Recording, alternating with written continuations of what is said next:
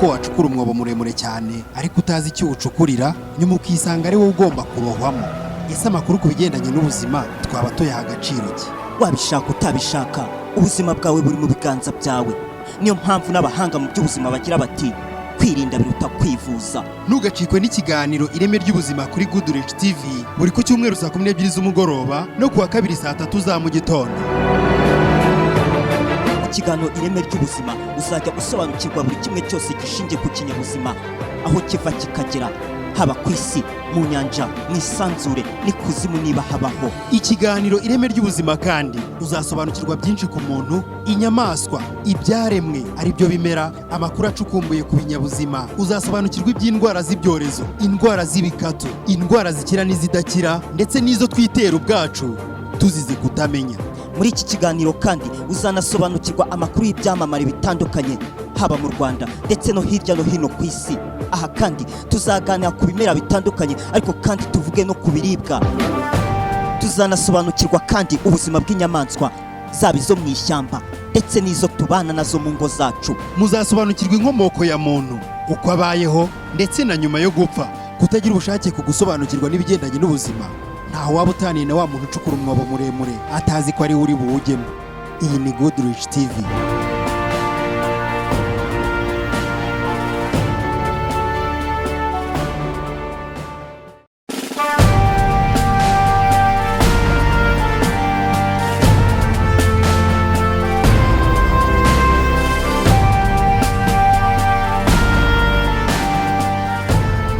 Banje kubasuhuza, amahoro y'Imana bane namwe.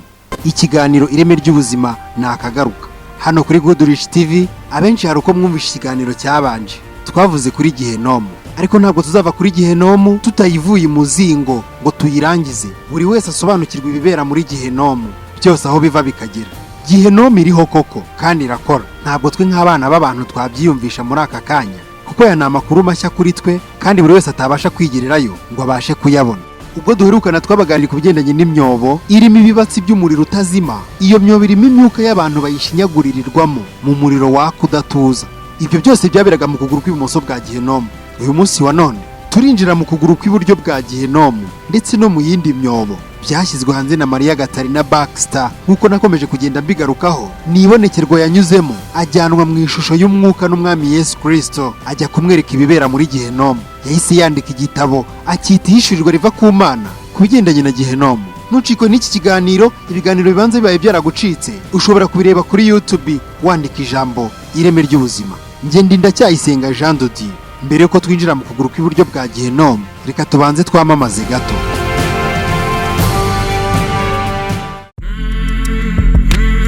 Hari ikigo cyita ku buzima hano mu Rwanda cyitwa Elite Life Care 24/7.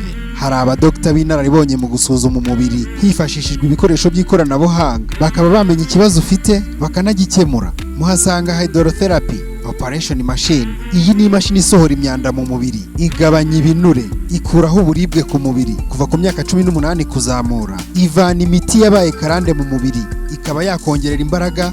Muri make usohokamo wabaye mushya. Muhasanga kandi fitness machine. Izi ni imashini zikangura ibice by'umubiri bisinziriye, zikora nka reflexology, zifasha gukangura ibice by'imyororokere, reproductive system.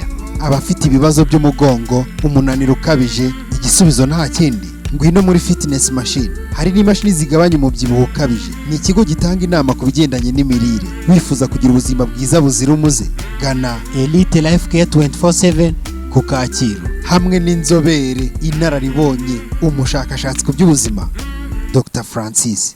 Hamagara kuri nimero ziri kuri ekara yawe uhabwe ubufasha bwihuse.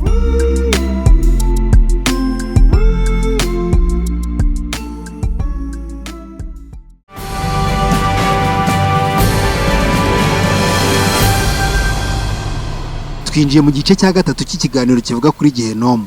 Uku ni ukuguru kw'iburyo bwa GIHENOMU. MARY K aratangira avuga ati, kuva aho naviriye muri GIHENOMU ijoro ryose sinabashije kurya cyangwa ngo nsinzire. Buri munsi nabaga ndeba ibyo muri GIHENOMU imbere yanjye. Iyo nahumirizaga nta kindi narebaga uretse ibyo. Amatwi yanjye ntiyashoboraga kuzibiranya imiborogo y'abaciriweho iteka nk'uko ibintu bihita kuri televiziyo. Byose ibyo mpamya kandi nabonye byakomezaga kunca mu maso inshuro nyinshi. Buri joro nabaga ndi muri gihenomu, kandi buri munsi nageragezaga gushaka nshyizeho umwete amagambo akwiriye nakoresha kugira ngo ngeze ku isi ibi bintu biteye ubwoba. Yesu yongeye kumbonekera aravuga ati, iri joro turajya mukuguru kw'iburyo bwo muri gihenomu. Mwana wanjye, ntutinye kuko ngukunda kandi ndi kumwe nawe. Mu maso y'umwami Yesu hari huzuye agahinda, ariko amaso ye yari yuzuye ubwuzu n'urukundo rwinshi. Nubwo bari muri gihenomu bamaze gucibwaho iteka, namenye ko Yesu abakunda kandi azakomeza abakunda ibihe byose.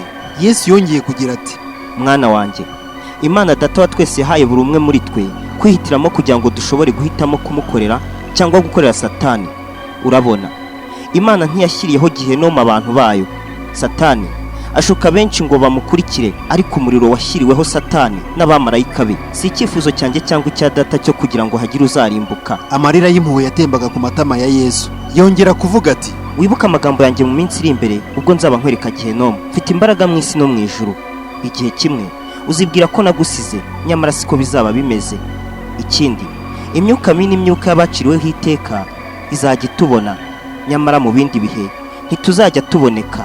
Aho tuzajya hose uzajya amahoro kandi ntuzatinye kunkurikira. Twakomeje kugendana, agendera hafi ye, inyuma ye ndira. Namaze iminsi myinshi ndira, kandi sinashoboraga kwihungura kubaho kwa gihenomu, kuko byampuraga iteka imbere. Cyane naririraga muri njyewe imbere. Umwuka wanjye wari ufite agahinda kenshi.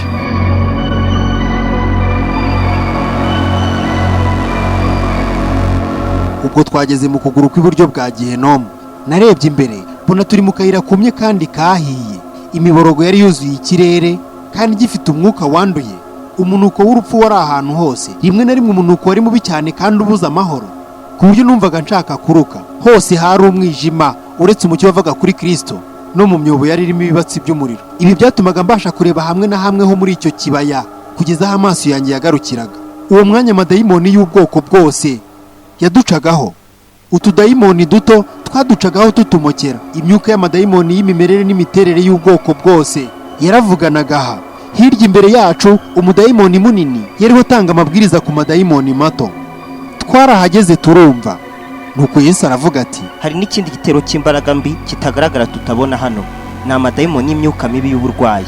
Umudayimoni munini yabwiraga utudayimoni duto agira ati, mugende mukora ibintu byinshi bibi, musenye amago kandi mwangiza imiryango, mushuka abakristo b'intege nke, muyobye kandi mwoshye abo mushoboye bose. Ingororano zanyu muzazibona mugarutse. Mwibuke ko mugomba kwitondera abemeye by'ukuri Kristo Yesu nk'umukiza wabo. Bafite imbaraga zo kubirukana. Nimugende nonaha muzenguruka isi yose. Mfite abandi bamaze kugerayo, nzanaboherereza n'abandi. Mwibuke ko turi abagaragu b'igikomangoma cy'umwijima n'imbaraga zo mu kirere. Avuze atyo, imyuka yatangiye kwiruka isoko iva muri gihenomu. Inzugi zo mu kuguru kw'iburyo ko mu muriro utazima zakingutse vuba zirongera zirikinga kugira ngo zibemerere gusohoka. Amadayimoni amwe yaciye muri ka kayira gaca hagati y'umusozi gafunganye, ari nako natwe twaciyemo tuza aho hasi. Ndagerageza kubasobanurira uko imwe mu myuka mibi yasaga. Uwo wavugaga wari munini cyane ku buryo nganaga n'ikirura kinini cy'ikijuju kiboneka mu misozi minini yo muri Amerika y'Amajyaruguru. Wari ufite ibara ry'ibihogo n'umutwe nk'uw'agacurama. Amaso yari kure mu gahanga kandi wari wuzuye ubwoya. Amaboko yari yuzuye ubwoya kandi anagana mu mpande zayo. Amenyo yari asongoye cyane arimo ubusagwe yasohokaga mu musatsi wari mu maso hayo. Akandi kadayimoni kari gato nka sekimondo, kari gafite amaboko maremare cyane n'ubwoya ahantu hose ku mubiri. Mu maso hako hari hato cyane kandi kari gafite izuru risongoye. Nta hantu na hamwe ku mubiri wako nashoboye kubona amaso. Nanone undi wari ufite umutwe munini, amatwi manini n'umurizo muremure. Ku ruhande rwawo hari undi mudayimoni, nawe munini ungana n'ifarashi kandi wari ufite uruhu runyerera. Kureba ayo madayimoni n'iyo myuka mibi n'umunuko mubi wabivagamo ku buryo numvaga nshaka kuruka. Aho narebaga hose hari amadayimoni n'amashitani. Yesu yambwiye ko manini cyane muri yo yahabwaga amabwiriza na Satani ubwe. Nge na Yesu twakomeje guca muri ka kayira turamanuka tugera ku wundi mwobo. Kubera uburibwe amajwi atazibagirana yumvikanaga ahantu hose, ataka n'agahinda kenshi. Ku mutima naribajije nti, mwami wanjye, ni iki gikurikiraho? Twakomeje kugenda tugana imbere yacu, duca kuri imwe mu myuka mibi iratwirengagiza, duhagarara ku wundi mwobo w'amazuku. Muri uwo mwobo harimo umugabo w'urubavu runini. Numvise avuga ubutumwa bwiza. Byarantangaje. Ndeba Yesu ngo ampe igisubizo kuko iteka yamenyaga ibyo ntekereza. Yesu aravuga ati, ubwo uyu mugabo yari ku isi yari umuvugabutumwa bwiza. ndetse igihe kimwe yavugaga ubutumwa bwiza bwo kuri kandi akankorera. Nyuma y'ayo magambo ya Yesu natangajwe n'icyo uwo mugabo yakoraga muri GIHENOMU. Yari afite nka metero 2 z'uburebure kandi igikanka cye cyari gifite ibara ryanduye ry'ikijuju risa nk'ibuye riba ku gituro. Ibice bimwe by'imyenda ye byaranaganaga. Natangajwe n'uko ibibatsi by'umuriro byasize uduce tw'udushwange tw'imyenda ye ntibitwike yose. Umubiri washyaga unagana kandi igihanga cye kigurumana cyasaga nkaho kirimo gushya. Muri we havagamo umunuko uteye ubwoba. Naritegereje mbona uwo mugabo arambura ibiganza bye bimeze nkaho bifashe igitabo, atangira gusoma ibyanditswe mu gitabo mu by'ukuri atari afite. Nongeye kwibuka ko Yesu yavuze ati, muri GIHENOMU ufite imyumvire yawe yose ndetse ikabikora cyane kurushaho, urugero kumva, kureba, kunukirwa ndetse n'ibindi. Uwo mugabo yasomye ibyanditswe byungikanya, numvaga ari byiza. Yesu yaramubwiye ati, amahoro tuza.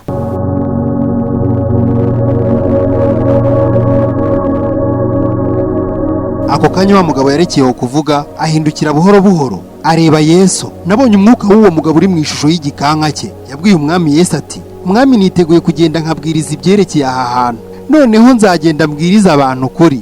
Nzi neza ko nyiri ku isi ntari nzi ko GIHENOMU ibaho, nta nubwo nemeraga ko uzagaruka ubwa kabiri. Ibyo abantu bishakiraga kumva nibyo nababwiraga. Nemeranyaga n'ibyo abantu bo mu itorero ryanjye bashakaga, kandi nzi neza ko atari ukuri. Nzi ko nakundaga umuntu wese tutari duhuje ubwoko cyangwa ibara. Natumye benshi bagwa bakuvaho mwami. Nashyizeho yanjye mategeko, nkora ibidakwiranye n'ijuru. Nzi ko nayobeje benshi, kandi natumye abatari bake basitara kubera ko nagoretse ijambo ryawe ryera. Ikindi kandi natse abakene amafaranga, ariko mwami nkuramo nzakora ibikwiye. Sinzongera gutwara amafaranga y'itorero. Namaze kwihana. Nzakunda abantu b'ubwoko bwose niba ari ryo ryose. Yesu yaramusubije ati, si ukugoreka ijambo ryera ry'Imana no kutitwara uko rivuga, ahubwo wanabeshye kutaruzi ukuri. Ibinezeza by'ubuzima bw'icyo gihe byari bigufite umumaro kuruta ukuri. Njye ubwanjye naragusuye ngerageza kuguhindukiza, ariko ntiwashoboye kwihana cyangwa kungarukira no kunyumva. Wakomeje kwikorera ibyawe kuko wategekwaga n'ibibi. Wari uzi ukuri, nyamara ntiwashoboye kwihana ngo ungarukire. Ibihe byose nabaga mpari ngutegereje. Nashakaga ko wihana, ariko ntiwabikoze. None rero ubu urubanza rwaraciwe. Mu maso ha Yesu hagaragazaga umubabaro. Ku mutima naravuze nti, iyo uyu mugabo aza kumvira umuhamagaro w'umukiza, ntaba ari hano ubu. Yemwe bantumwe, ndabinginze nimuwumve maze mwihane. Yesu yongeye kubwira wa mugabo ati, uba waravuze ukuri kandi warashishikarije benshi gukiranuka ukoresheje ijambo ry'Imana. Ijambo ry'Imana rivuga ko abatemera bose umwanya wabo uzaba mu nyanja y'amazuku n'umuriro. Wari uzi inzira y'umusaraba kandi wari uzi n'inzira yo gukiranuka. Wari uzi kuvuga ukuri. Nyamara Satani yujuje mu mutima wawe ibinyoma, winjira mu byaha. Uba warihanye ubikuye ku mutima, atari ibyo kwihana igice. Ijambo ryanjye ni iry'ukuri kandi ntiribeshya. Ubu igihe cyararenze rero, warakererewe. Avuze atyo, uwo mugabo yazungurije Yesu urutoki aramuvuma. N'agahinda kenshi jye na Yesu twaragiye tugera ku wundi mwobo.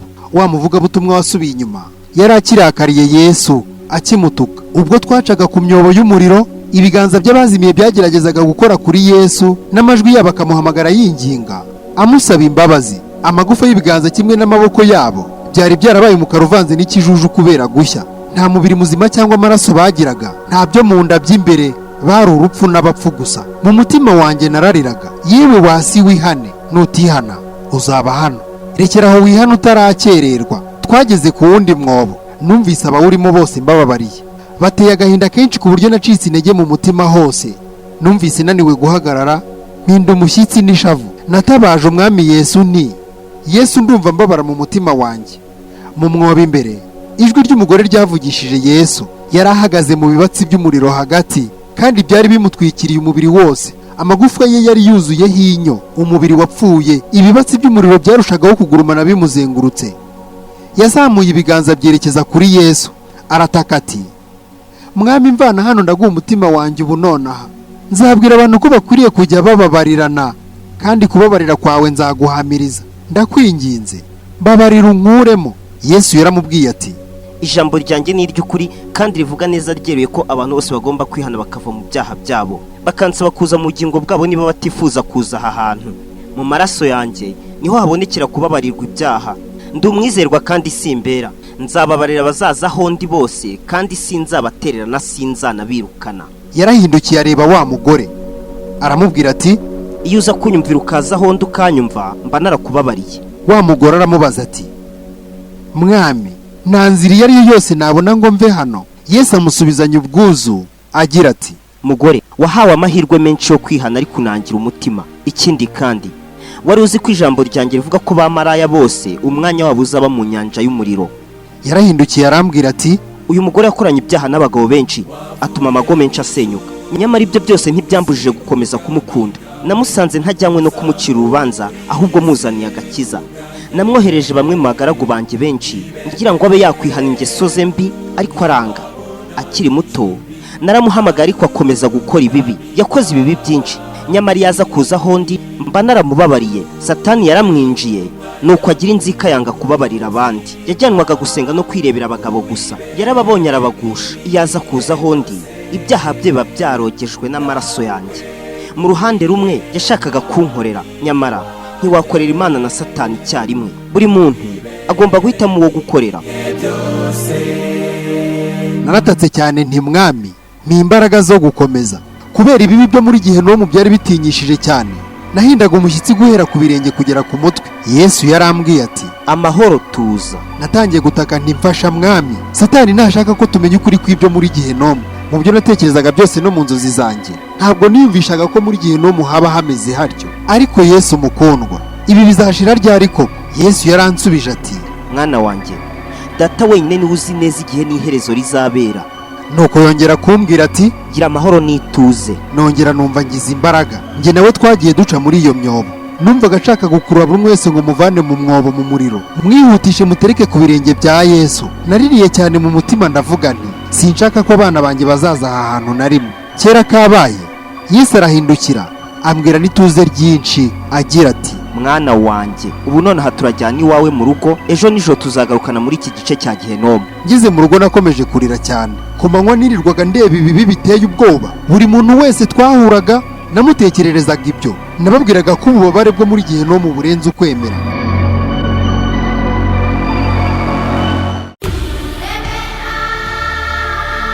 Ushobora kuba ukunda kureba filime ndetse ukumva nawe wifuje kuba umukinnyi wazo bitewe n'ubwoko bwa filime ukunda. Ushobora kuba umukinnyi w'icyamamare unyuze mu Ireme Art Academy, aho utozwa gukina filime n'ikinamico ndetse no kuba umwanditsi wabyo. Iyi myitozo iba kabiri mu cyumweru, ikamara amezi 2. Nyuma yo gutozwa uhabwa impamyabumenyi, ukaba umwe mu bakinnyi b'iyo kampani, ndetse kampani ikagufasha kuguhuza n'ibindi bigo bikora sinema mu rwego rwo kukuzamura vuba.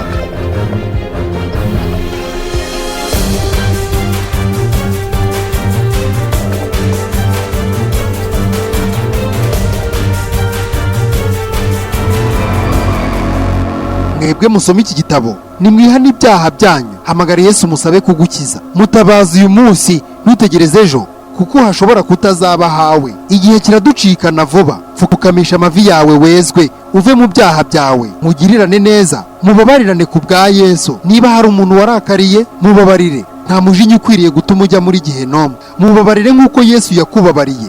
Nitugira umutima wihana, Yesu azashobora kuturinda.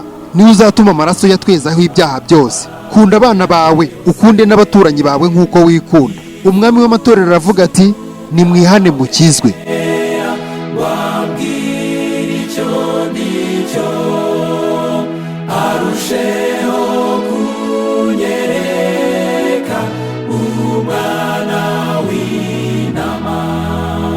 Nsoreje ikiganiro cy'uyu munsi.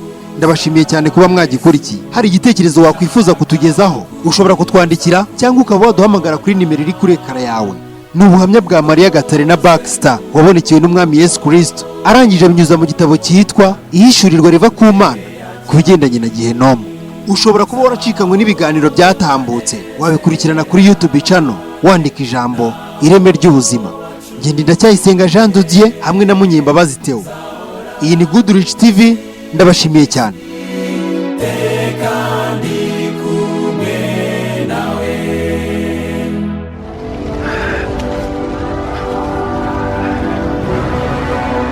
Ni nk'uko wacukura umwobo muremure cyane ariko utazi icyo ucukurira, nyuma ukisanga ari wowe ugomba kurohwamo.